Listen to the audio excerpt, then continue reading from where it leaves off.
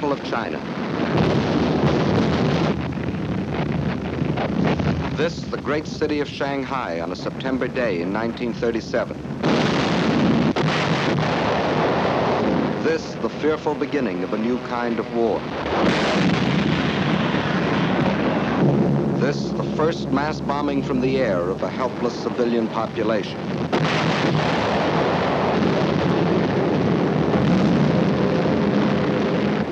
Why?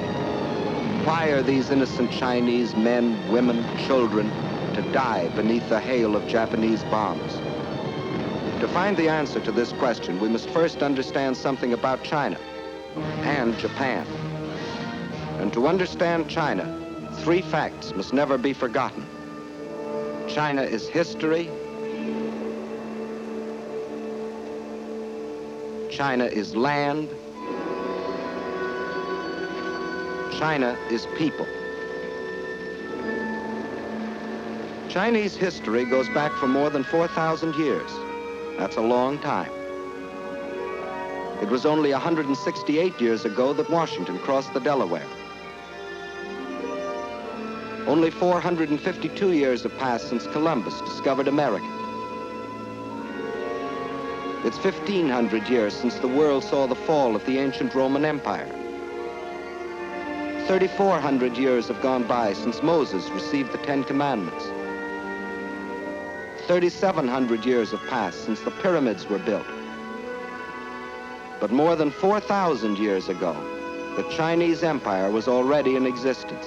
And more important, so was a Chinese civilization, a civilization of art and learning and peace.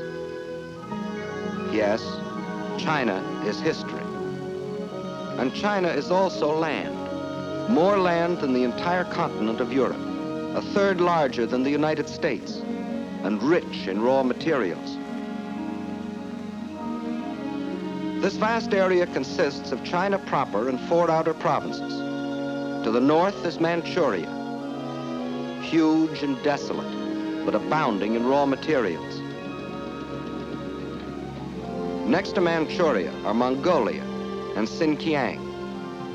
Here lies the Gobi Desert, a vast plateau twice the size of Texas, inhabited by nomad tribes who lead their camel caravans back and forth over ancient trade routes. To the west is Tibet, the icy roof of the world, its borders encompassing the eastern end of the Himalayan mountains, the mystery land that few have entered. And from these vast mountains of the west rise the 3 great rivers. The northernmost of these is the Huanghe, the Yellow River.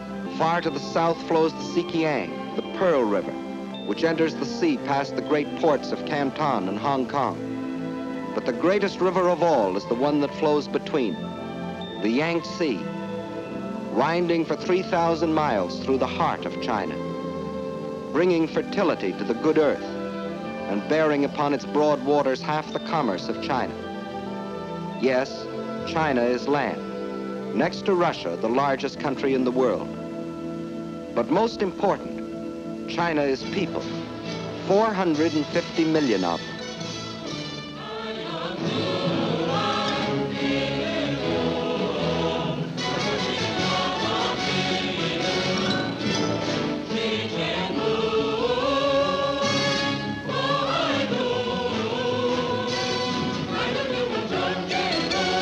If the whole population of China were to walk past you, 4 abreast, there would never be an end to the procession, for new Chinese would be born and would grow up before the last man could pass by. Of every 5 persons on the face of the earth, 1 is a Chinese. And since 1/5 of all the human beings in the world are Chinese, we should know what sort of people they are. Well, in all their 4,000 years of continuous history, they have never waged a war of conquest. They're that sort of people. They developed the art of printing from movable type. They invented the mariner's compass, without which no ocean could be crossed. They were among the first astronomers, and their observations of the stars and planets made possible the accurate measuring and recording of time. They are that sort of people. And why do we call our dishes China? Because the Chinese invented the art of making porcelain. And as we all know, they invented gunpowder, not as a weapon of war, but to celebrate their holidays and religious festivals. And it was one of China's great philosophers who, 500 years before the birth of Christ, gave mankind these words: "What you do not want done to yourself, do not do to others." They are that sort of people, enriching the world in which we live. Yes, China is incredibly old, incredibly big, incredibly populous. Yet it was until recently a land with which few of us concerned ourselves. But now a great change has taken place. China is now our fighting ally, or more accurately, we are China's.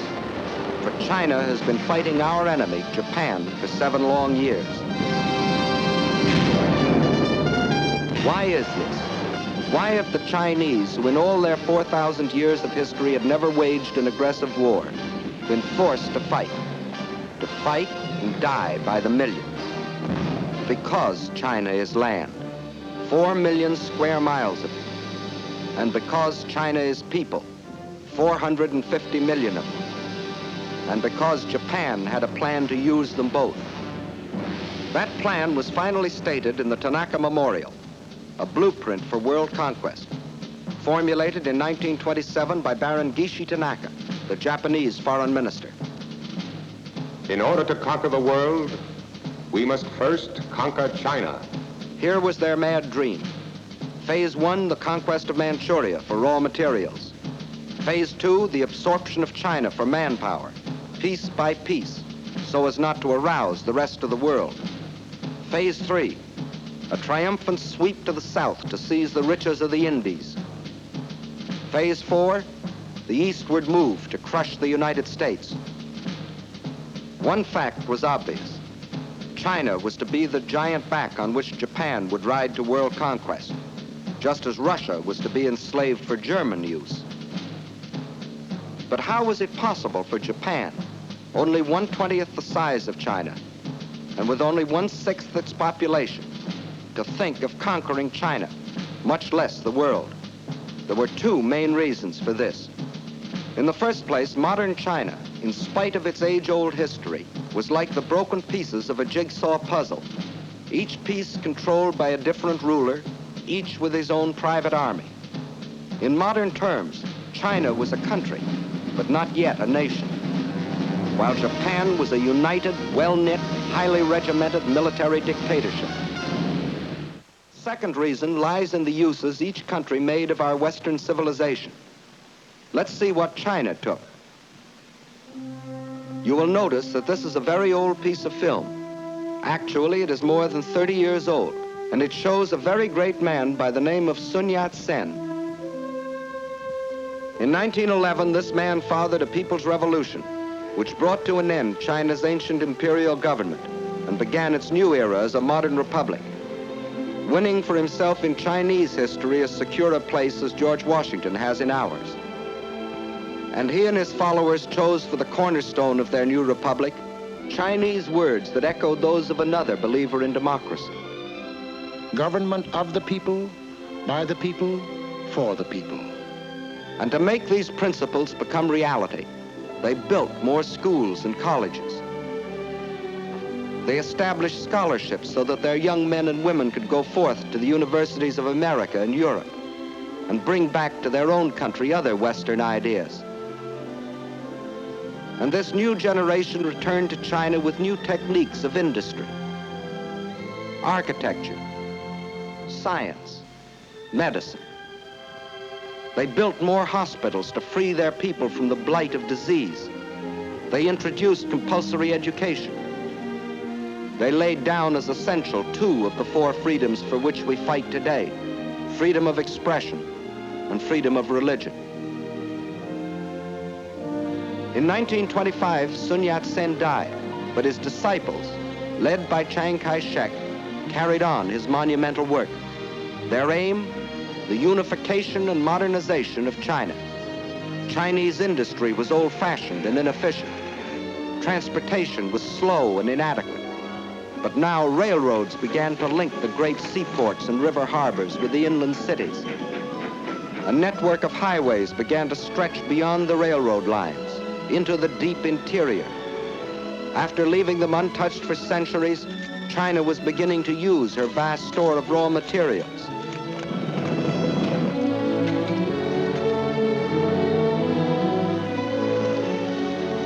And soon the tools and machines of the new factories were delivering the goods and products for China's new economy. For the Chinese believed in using the best of Western civilization for the progress of their country. And while they were building this new nation, just a day and a half by steamer across the Yellow Sea lay Japan. Here, the God Emperor and his fanatic warlords were using this same Western civilization for one purpose and only one: to create one of the world's most powerful war machines. Their aim, the absorption of China and the fulfillment of the Tanaka Memorial.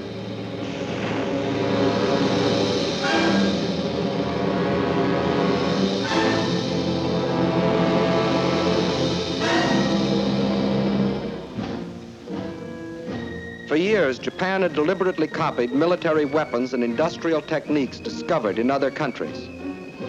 For years, Japan, under the pretext of lacking raw materials for industry, had been buying in every corner of the world materials not only to build this war machine, but materials which could be stored to feed it in the war of conquest they were planning. For years, while other nations were trying to outlaw war by reducing armaments, Japan was feverishly and secretly building a modern army, a modern navy, a modern air force to strike its infamous blow at the civilized world. And we all now know about the islands in the Pacific that Japan fortified in violation of all international treaties. These were the reasons why it was possible for Japan, only 1/20th the size of China and only 1/6 the population of China, to think of conquering China as the first step to world conquest. And as you have seen, in 1931 they embarked on phase one, the occupation of Manchuria.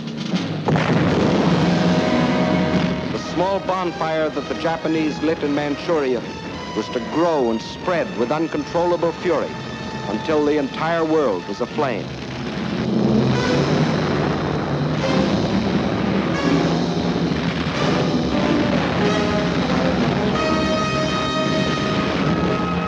Phase one of the Tanaka Plan was completed, and exactly as planned. The Japs had been confident that this first and sudden land grab could be accomplished without their becoming involved in a major war. And they were right. The unification of China was still too remote for the Chinese of the South to care what happened to their kinsmen in the North.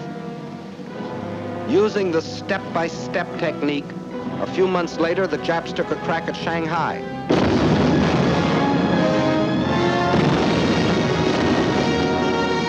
Chinese resistance was so great they hastily called that deal off, waited another year, and then struck in the north again, carving the province of Yehol out of China proper. This too they got away with. The world criticized, the Chinese protested, but still the Japs got what they wanted, another piece of China, and without a war on their hands. And to rule over Manchuria and Yehol, the Japs then set up a puppet government under their stooge, Henry Puyi, the Chinese quisling prince. But the leaders of New China remembered that in other centuries, other barbarians had invaded their country. The evidence still stood in the Great Wall, built by their ancestors more than 2,000 years earlier, and stretching for 1,400 miles across mountain and desert to protect themselves from the barbarians of the north. Of the Great Wall, it has been said that it is the only work of man which would be visible from the moon. But the Chinese knew that modern barbarians can't be stopped by a wall, however strong or high. They can't even be stopped by people. unless the people are united. And by 1937, the unification of China was making such progress the Japs got worried. The one weapon they could not permit China was unity. They would strike again before China could become a nation. This time it'd be a big bite. 5 more northern provinces out of the heart of China. At the United States Embassy in China as military attaché for a number of years was Colonel William Mayer. Let him tell you what happened. The first thing the Japs did was to prepare their usual fake alibi. This time it wasn't a damaged railway track as it had been in Manchuria in 1931. A Jap soldier had disappeared. Obviously he'd been kidnapped by the insolent Chinese. Once more, Japan's honor had been insulted. Once more, the insult must be avenged. So, on the night of July 7th, 1937, at the Marco Polo Bridge near Peking, the Jap war machine struck.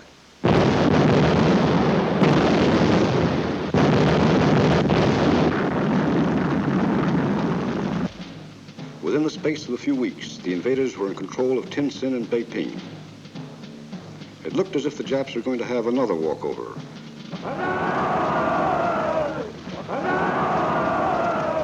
Now the Japs sat back to digest and organize this new conquest. The peace-loving Japanese didn't want a war if they could get their land grabs without one. But this time they were in for a rude surprise. This time, instead of protesting or negotiating, the Chinese struck back. And not in the north, but at Shanghai, where the Japs least expected.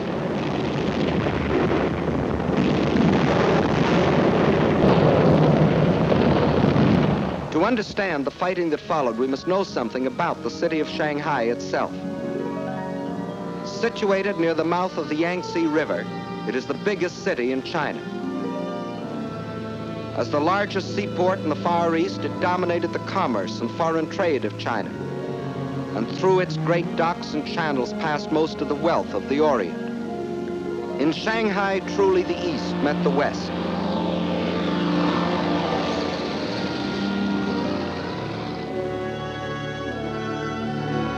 And within this city of 3.5 million Chinese was another city, the foreign settlement, made up of the French concession and the well-known international settlement. There, the various powers, including Great Britain, the United States, and Japan, had stationed detachments of troops, Japanese, British, French, and our own United States Marines, to assist the police of the Shanghai Municipal Council in the preservation of peace and order, and to protect the boundaries of the international settlement. These detachments were limited in size, but the Japs secretly, and in violation of all treaty agreements, had increased their garrison so that when fighting started on the border of their concession in August of 1937, they thought they were fully prepared for any eventuality.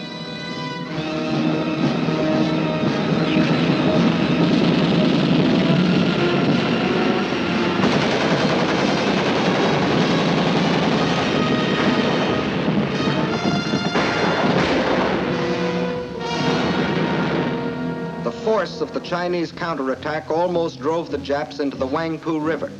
Backed up by the heavy guns of their warships, however, the Japs managed to hold out until reinforcements arrived.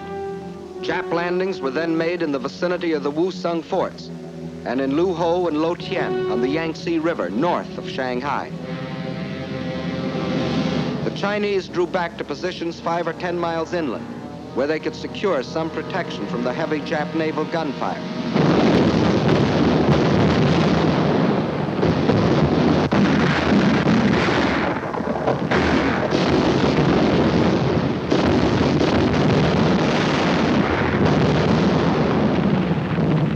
At the same time, the invaders succeeded in making a surprise landing some 20 miles to the south of Shanghai, put 2 divisions ashore, and pushed rapidly north to outflank the city.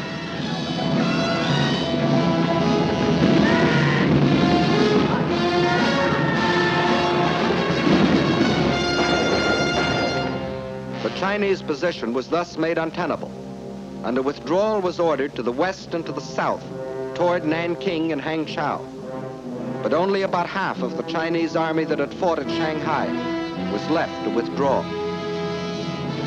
Meanwhile, enraged at the very idea of anyone resisting the Imperial Japanese might, the Japs took their vengeance upon the civilian population of the city, a city without guns or planes to defend itself, and deliberately slaughtered thousands from the air.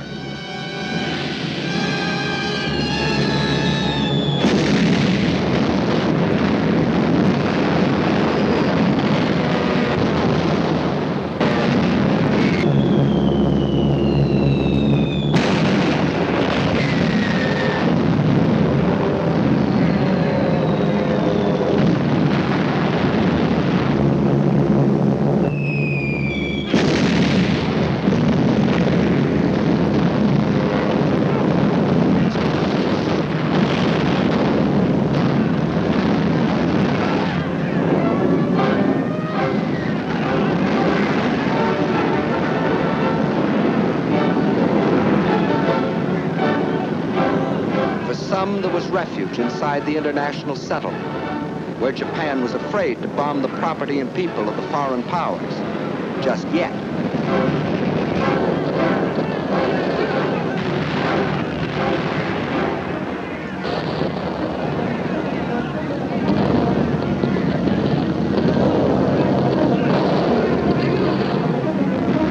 But there was not room for all. And for each who found safety inside, there were thousands huddled beyond the gates, standing helpless and undefended against the Jap attacks. There was no escape for these surging and panic-stricken people. They could only scurry through the narrow streets, pushing and packing themselves into the center of the city, to be trapped and buried alive in the collapse of bombed and burning buildings.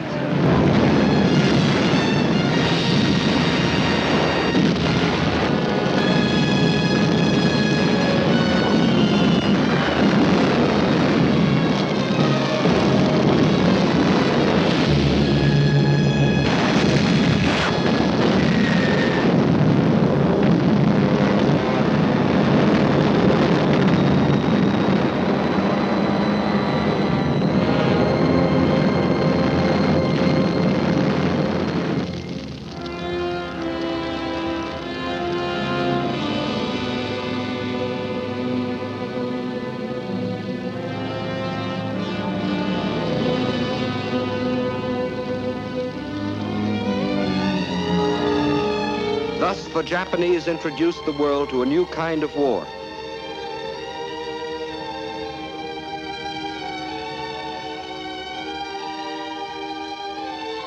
A war of deliberate terrorization, of deliberate mass murder, of deliberate frightfulness.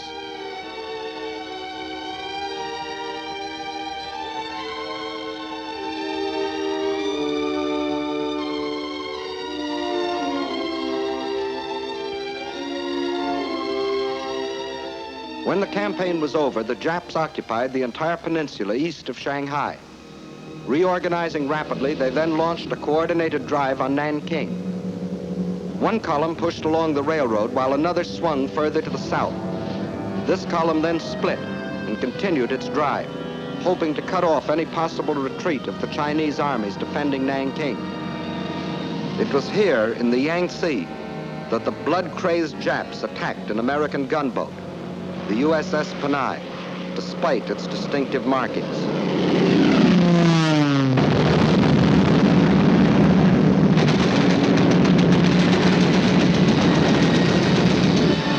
The ship was bombed and sunk with the loss of American lives. The first American warship to go to the bottom in this war. But officially, at least, this was a mistake, and the Japanese government apologized.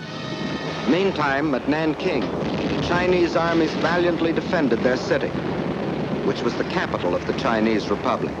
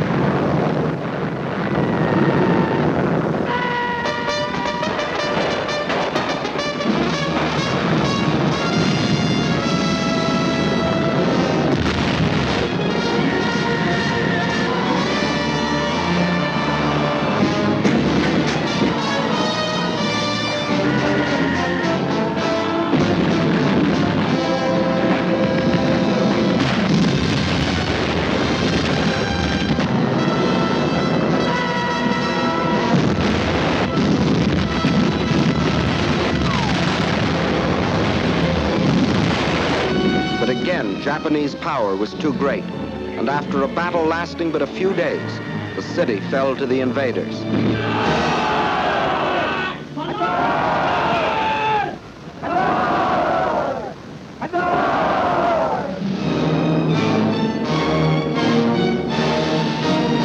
In their occupation of Nanking, the Japs again outdid themselves in barbarism. The helpless populace was trapped by the city walls and could not flee. The Japanese soldiers went berserk. They raped and tortured. They killed and butchered.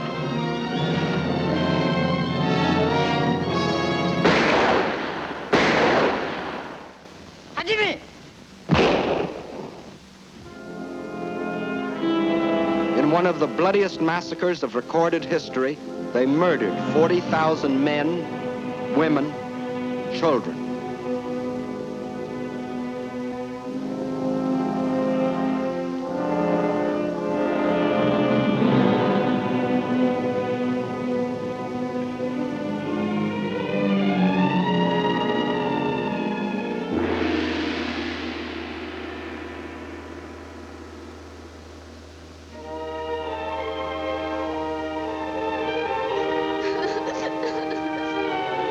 But those who lived might better have died, for the horror of their twisted and torn bodies was worse than death. These scenes were photographed by an American missionary and smuggled out of China after the rape of Nanking.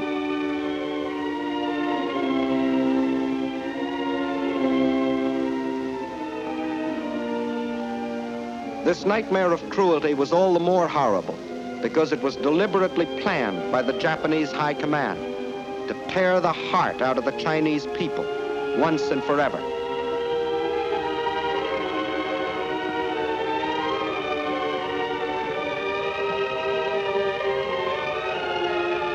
And then it happened.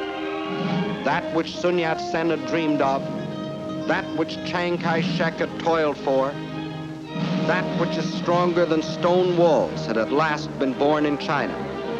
The will to resist. 青年们，有钱的出钱，好，来打倒日本人，一定要打回老家去。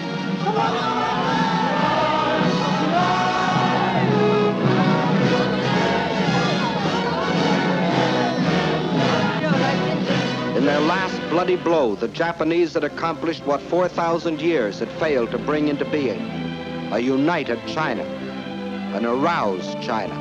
必须要团结一致，消灭日寇，然后我们才能够得到安全。神圣救国的责任，应该贡献我们所有的力量，为求生存和独立而抗战，为反抗帝国主义的残暴，坚决抵抗，我们一天不屈，让我们大家前进，反抗到底。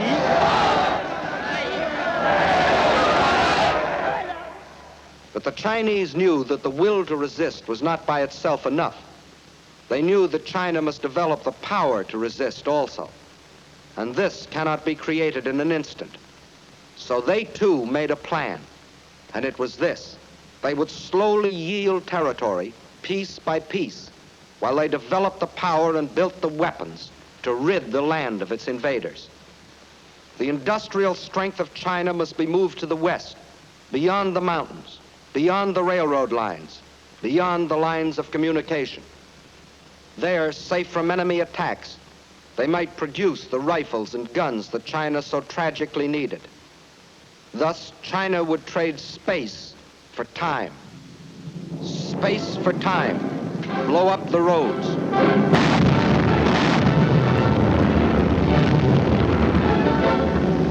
Space for time. Scorch the earth.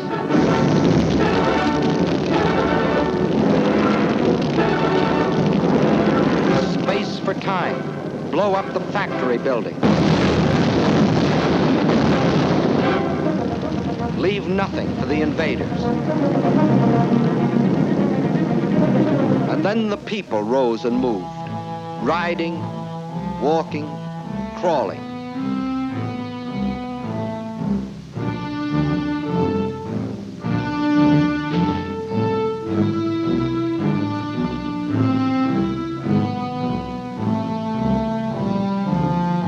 30 million of them, spontaneously driven by an epic impulse, rose and made their way westward. The earth teeming with them, moving westward on a trek that stretched through 2,000 miles of roadless wilderness. Thus the world witnessed one of the most amazing spectacles in human history, the greatest mass migration ever recorded. Whatever could be of use and could be moved, the Chinese took with them on a Homeric journey. Their libraries, their schools, their hospitals, all dismantled and carted away. The machinery from over 1,000 factories, weighing over 300 million pounds, was moved away in trucks and ox carts and on their backs, 2,000 miles away, 2,000 miles westward. Wherever they could, they gathered along the few remaining railroads, waiting, hoping for some chance to ride part of the way toward their westward goal. And when they had packed the last train with the last ounce of humanity and machinery, the tracks themselves were taken up, rail by rail, tie by tie, to be transported westward, to leave nothing for the enemy.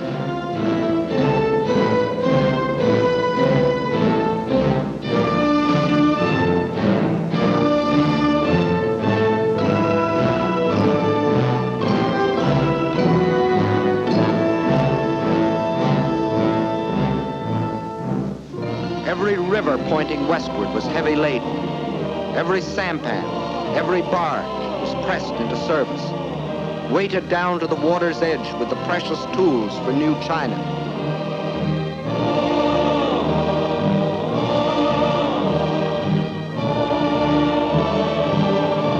Nothing could stop them, not even the rivers that narrowed into mountain gorges. Westward with their loads of machinery, more precious than gold.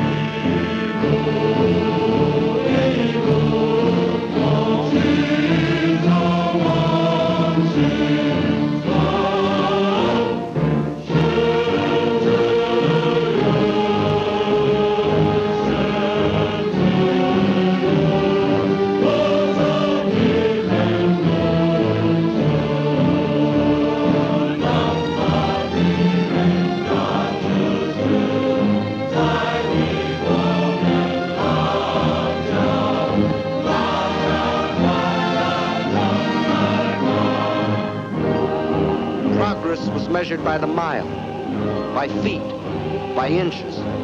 The trail they broke was moistened every step of the way by their sweat. Where there were no trains, no boats, no ox carts, there were still willing hands and willing feet and straining backs. 30 million people moving westward, westward from the invader, westward from slavery and death, westward to freedom.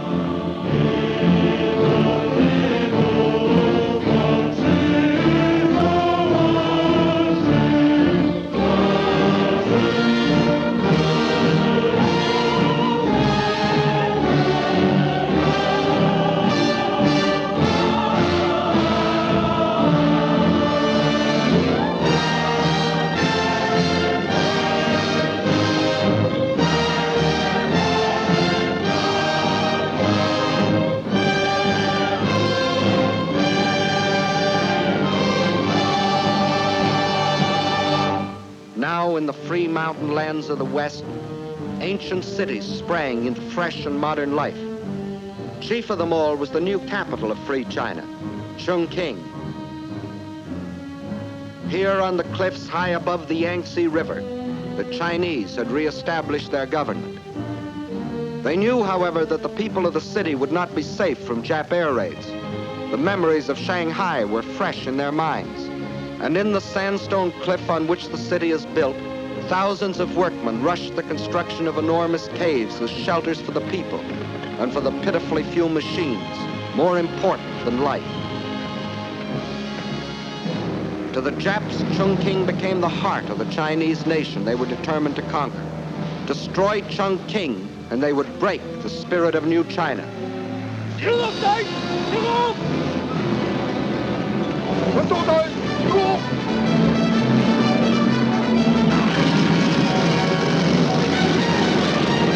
As they couldn't reach the city by land, they would send their bombers to blast it from the face of the earth.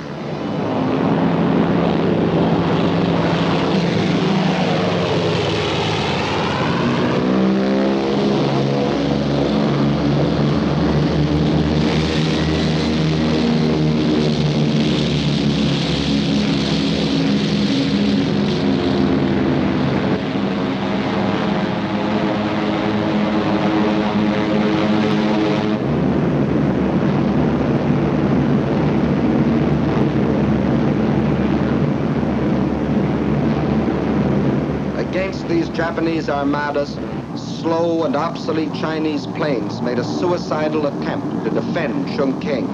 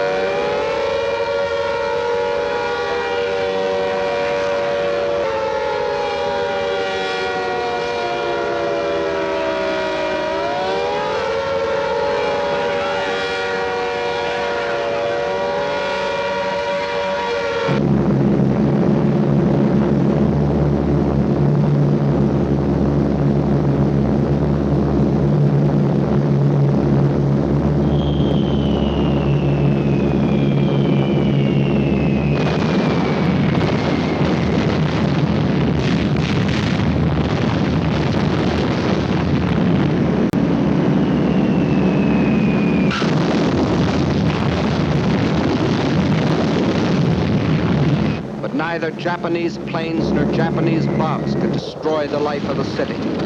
But not only the people, but the factories had gone underground, where the vital machines could operate by day and by night, safe from bombs and shrapnel.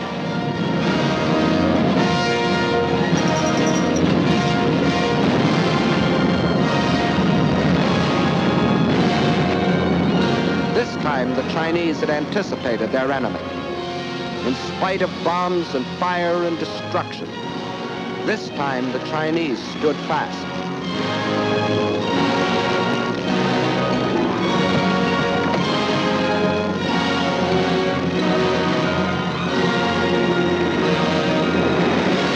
Flaming Chongqing became the symbol of their indestructible spirit.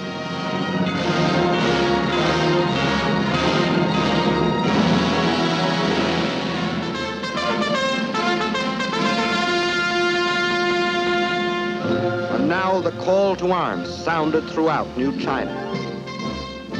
And from the vast interior, China's millions answered the call.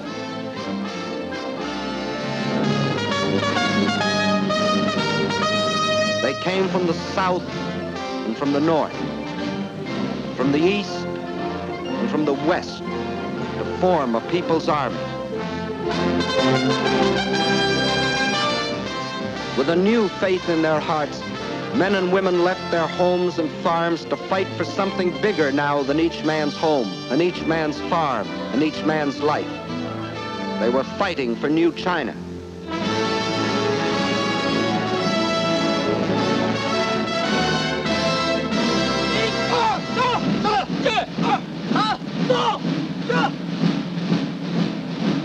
New soldiers, awkward and unskilled, like all new soldiers.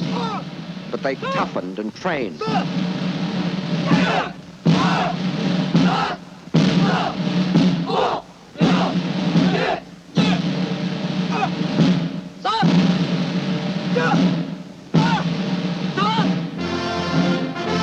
They learned the discipline and order of drill. They knew they must strike and strike hard. They learned to kill. The youth of China also came forward, training to care for the sick and the wounded. Girls joined their husbands, brothers, and sweethearts in uniform.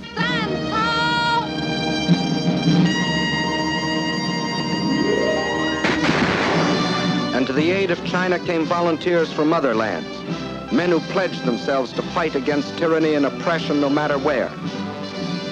Americans like the legendary Colonel Chennault and his Flying Tigers, who, with their few American planes, were knocking down enemy planes at the fantastic ratio of 20 nips to 1 of their own.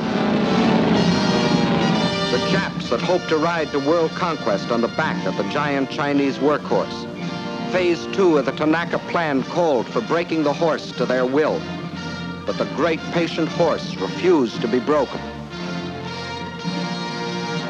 The enraged Japs saw their whole plan of conquest bogging down. So they set out to drain the giant's strength by cutting the arteries through which flowed China's lifeblood of supplies. They penetrated along the rivers. Railroads destroyed by the Chinese were rebuilt with slave labor as the Japanese moved inland to secure control of key rail lines and important communications. And China's supply lines from the outside world were cut off by Jap warships blockading the coast. The Japanese strategy was the isolation of China. Port after port was occupied. This meant China was being cut off from supplies she couldn't manufacture for herself, supplies she was getting from her Western friends. Without oil, gas, guns, and planes, China was doomed. With the whole of the Chinese coast in the hands of the Japs, there would only be 2 routes over which to bring the vitally necessary materials. From Indochina, a narrow-gauge railway ran inland from the sea to Kunming, connecting with a truck road that went to Chongqing. But its capacity was limited. And then there was the old trail of the camel caravans from Russia across the Gobi Desert, which could bring in even less. Not only did these routes provide too little for China's needs, but they were too near Jap territory to be safe. There was only one other possibility. In Burma was a railroad that ran from the port of Rangoon to Lashio. Separating it from the truck road at Kunming were hundreds of miles of high mountains and deep river gorges. If this stretch of tortuous mountain trails could be replaced by a modern highway, where now only pack trains could pick their plodding way, China would have a practical supply route to Burma and the sea. Several internationally known firms of engineers were called in to do the job. They said the work might be completed in 6 or 7 years, if China could supply them with the most modern machinery. But China didn't have the modern machinery, nor did she have the 6 or 7 years. So she began building the road with her bare hands.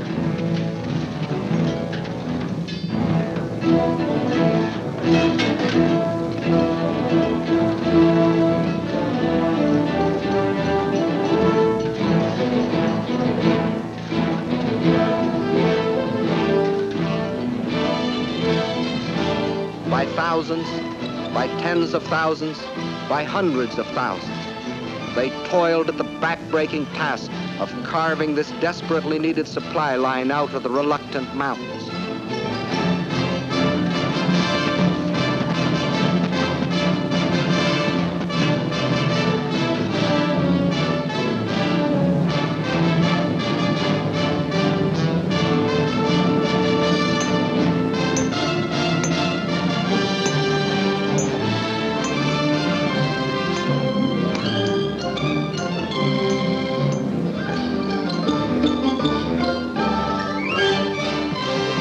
Out of their toil and their sweat, they created the Burma Road.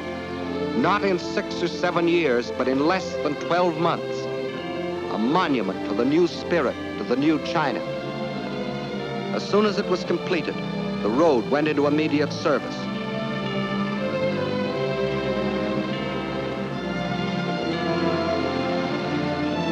By thousands, the trucks shuttled back and forth between its terminals,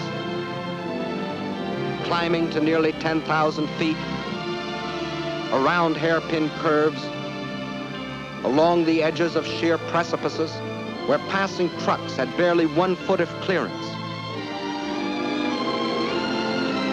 And the blood plasma of new supplies flowed steadily over China's lifeline to the sea, protected by Colonel Chennault's incredible flying tigers. But Chinese sacrifice cannot be measured only in miracles of construction. It must be counted, too, in the tragedy of destruction. For while still the Burma Road was being built, the invading Jap armies had fanned out and straddled fully 2/3 of the railroad lines of the country. In the summer of 1938, they set out to capture the remaining 1/3, starting with the vital railroad junction at Chengchao. Chengchao is situated on the banks of the Yellow River, China's sorrow. Originally, the river flowed from Chengchao southeastward to the Yellow Sea. But nearly a century ago, a great flood abruptly changed its course, swinging it far to the north. For generation upon generation, as the spring floods rushed down to the sea, thousands of Chinese worked on the dikes to hold the river in its new course, protecting their homes and their crops.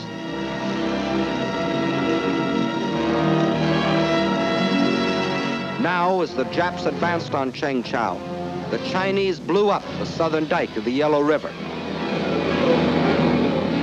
thus loosing a flood between themselves and the Japs.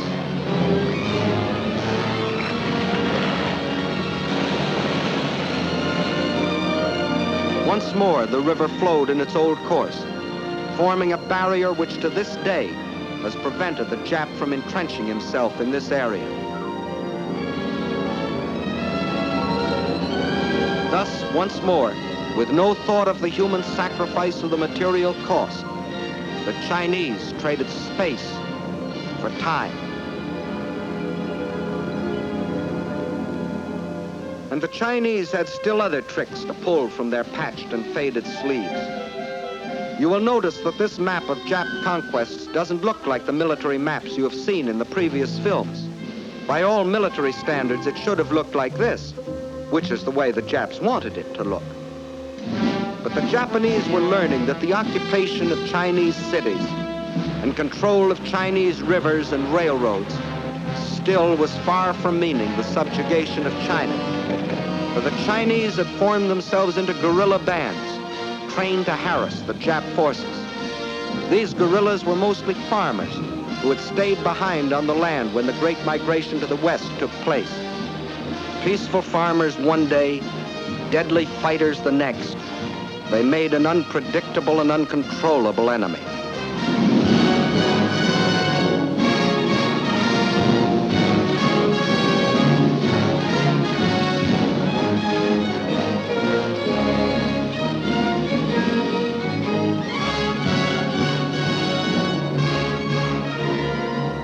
The Japs held the lines of communications, but in the pockets thus formed, these unconquerable guerrillas constantly sniped at the Jap invaders.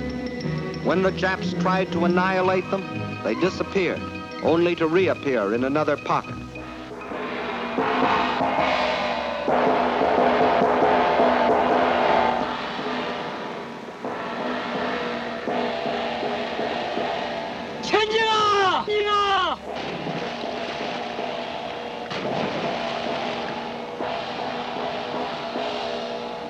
Attacking with speed and surprise, they ambushed enemy patrols.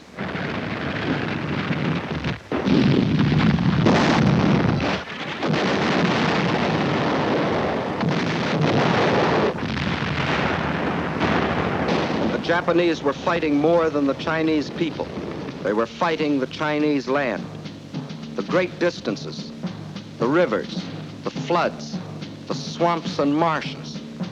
These too were enemies that defied the Jap war machine. The giant back Japan intended to ride to world conquest was proving to be a bucking bronco. Phase 2 of the Tanaka Plan had bogged down in what the Japs still referred to as the China Incident. This left them in a fateful quandary. Phase 2 of the Tanaka Plan was still incomplete, but Phase 3 and Phase 4 could no longer be delayed. In Russia, the overwhelming German offensive was taxing Russia's military capacity to the limit, removing any Japanese fear of Russian interference. Britain, after the sledgehammer blows of Dunkirk and the Battle of Britain, was left groggy and militarily almost exhausted. Her navy scattered across the seas, guarding her lifeline of supplies. But here in America, we were finally awakening to our danger and taking steps to protect ourselves. We had appropriated funds for the construction of a two-ocean navy, and our army was rapidly expanding. If the ultimate objectives of the Tanaka Plan were to be achieved, now was the moment to strike. Now, when Russia was otherwise occupied. Now, before Britain could recuperate. Now, before we could gather too much strength. So the Japs made a fateful decision. They would embark on Phase 3 and Phase 4, the conquest of the Indies and the United States, without waiting to complete Phase 2, the conquest of China. Thus, to paralyze American power in the Pacific. Without warning, as they have always struck, they struck again.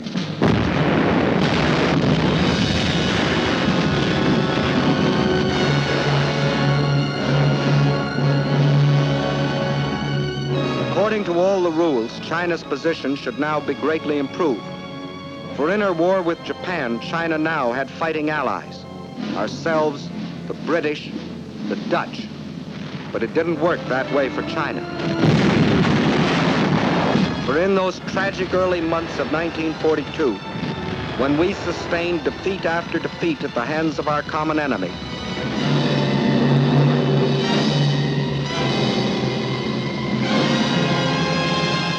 China endured the worst setback of all.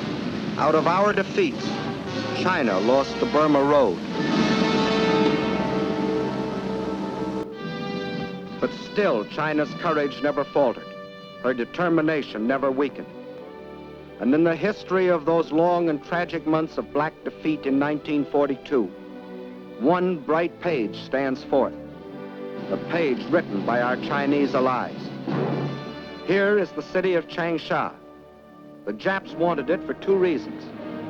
It was in the center of the Chinese rice bowl, and it was also an important railway junction. Twice before they had tried to take it, and twice before they had been thrown back. Massing a large striking force near Yocho, on Christmas Eve 1941, the Japs started southward toward Changsha in 3 columns. At 3 points during the drive south, the Chinese forces put up token resistance. But instead of withdrawing toward Changsha, they withdrew east into the mountainous flank. By New Year's Eve, the Japs had surrounded the city. They quickly pierced the outer defenses and attacked the inner defenses from 4 directions. In spite of fierce resistance, the Japs were certain that the fall of Changsha was only a matter of hours. What they didn't know was that they had walked into a well-baited trap, for the Chinese forces which had withdrawn into the hills now swept down on the Jap supply lines and cut them to ribbons. The Jap forces attacking the city soon ran out of food and ammunition and began a withdrawal, whereupon the Chinese launched a counteroffensive and pushed the Japanese back where they had come from.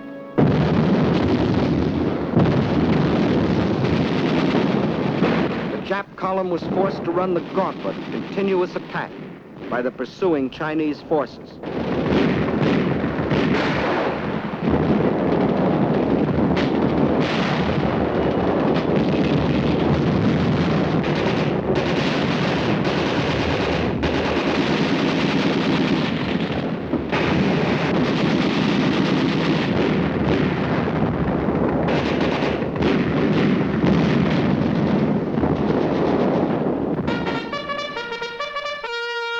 The Battle of Changsha was a magnificent victory for the people of China, the people who wouldn't surrender, the people determined to fight for their freedom, their good earth, the people who can't be beaten.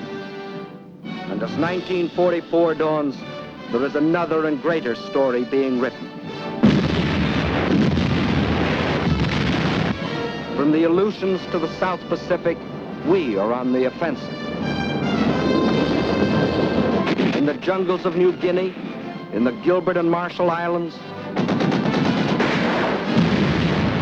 on the shores of New Britain, on the broad Pacific waters, Japan faces the daily expanding power of the nations she attacked.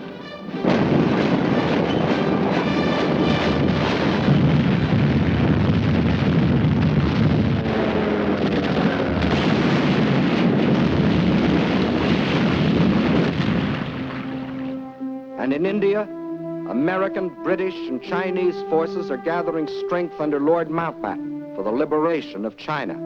For China's war is our war, and now her millions belong not only to United China, but also to the United Nations. Leader of our American forces is General Stilwell, who has the unique honor of being the Chief of Staff of all the Chinese expeditionary armies. Division after division of picked Chinese troops are being flown in our planes from China to India, where they are armed and equipped with the most modern American weapons, trained and hardened to spearhead the coming drive against Japan. Through enemy-held territory in northern Burma, the new Lido Road is being pushed. Over mountains, through jungle and swamp, from India to China, to connect with the old Burma Road. In the jungle on either side, American and Chinese patrols protect the road and strike at the Japs. Their supplies and ammunition brought in by plane and parachute.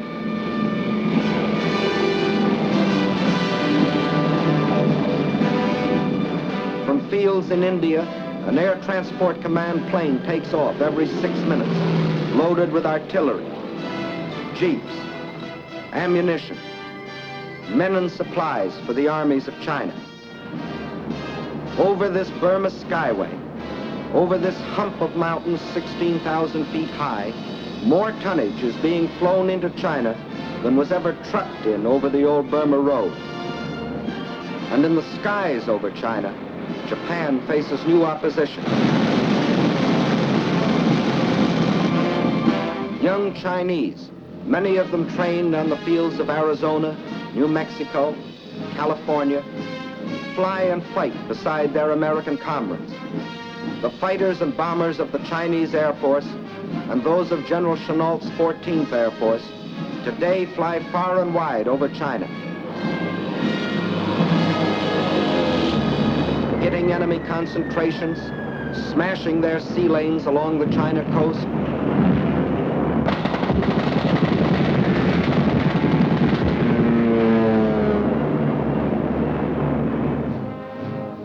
The same people that moved a nation 2,000 miles, that built the Burma Road, are building airfields out of stones, mud, and patient, tireless hands.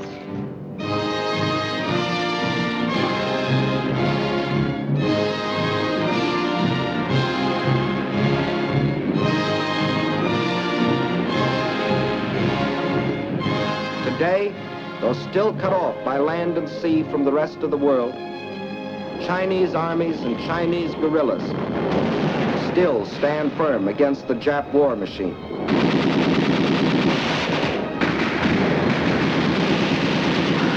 The oldest and the youngest of the world's great nations, together with the British Commonwealth, fight side by side in the struggle that is as old as China herself, the struggle of freedom against slavery, civilization against barbarism, good against evil. Upon their victory depends the future of mankind. We in China, like you, want a better world. Not for ourselves alone, but for all mankind. And we must have it.